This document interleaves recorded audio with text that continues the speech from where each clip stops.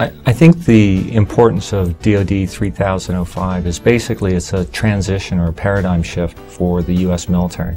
What Department of Defense is saying is that not only are we caring about the warfighter, but we're also caring about the host nation and the local population.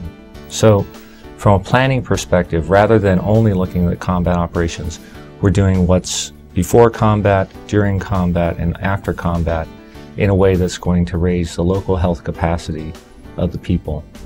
Now what we're trying to do is we're trying to say, how is this tied into our national security objectives?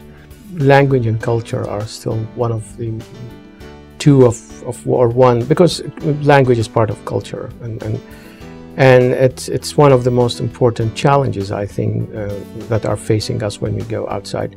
We're trying to build up now more like a standardized curriculum on health component of language and culture, and we think it's very important, as health is one of the 6 pillars RAND Corporation identified. I hope we can come up with a product that can help and help countries transition over time. We believe in the medical definition of transition, and that's transition in labor precedes the expulsion of the child.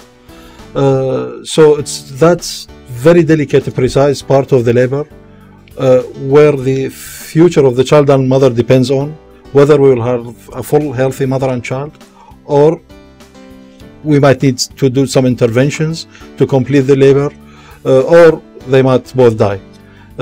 So it's very, very important to follow some standards and some certain approaches towards that idea.